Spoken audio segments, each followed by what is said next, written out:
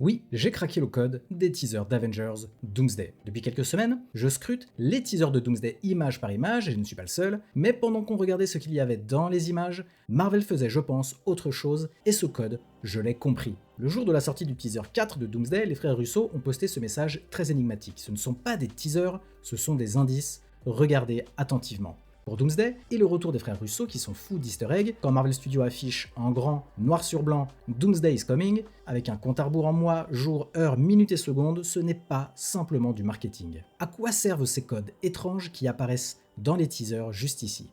Au cours des 4 dernières semaines, on a eu les codes suivants. Premier, 24 BER 020 020, premier 17 BER 020 020, premier 11 BER 020 020 et premier 04 BER 020 020. Pendant des jours, tout le monde a essayé de les lire comme des dates. Décembre 2020, novembre, octobre, mais ça ne collait pas vraiment. Et voici le premier point crucial. Ces codes ne sont pas des dates. J'ai remonté les feeds Insta de Marvel Studios, des frères Russo, de Marvel Entertainment. J'ai testé tous les codes chiffrés, bref, rien. Du côté des timecodes, des anciens films, rien non plus de concluant. Mais je me suis demandé la chose suivante. Pourquoi regarder dans le passé? Et c'est là que j'ai compris que ces codes ne pointent pas vers le passé, mais ils pointent vers un événement déjà connu. Ils sont liés à l'horloge de Doomsday elle-même. Le compteur affiche 5 unités, mois, jour, heure, minute et seconde.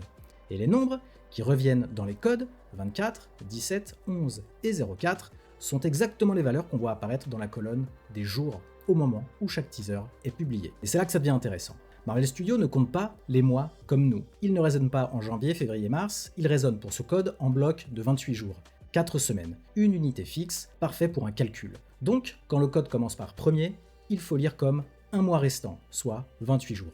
Puis, tu ajoutes ou tu soustrais le nombre qui suit. Un mois plus 24 jours égale 52 jours, un mois plus 17 jours égale 45 jours, un mois plus 11 jours égale 39 jours, un mois plus 4 jours égale 32 jours, et là, quelque chose saute aux yeux. Le schéma c'est 52 jours, 45 jours, 39 jours, 32 jours. Et on comprend rapidement que c'est un rythme de diffusion. Marvel Studios écrit ici une séquence, et cette séquence converge vers une date. Maintenant, on prend le problème à l'envers. On suppose que tous ces teasers pointent vers le même événement final. Et quand on fait le calcul, tout s'aligne parfaitement. 52 jours après le premier drop du teaser numéro 1, c'est le 8 février. 45 jours après le deuxième teaser, c'est le 8 février. 39 jours après le troisième teaser, c'est le 8 février. Et 32 jours après le quatrième teaser, c'est aussi le 8 février. Et là, vous me direz, pourquoi le 8 février?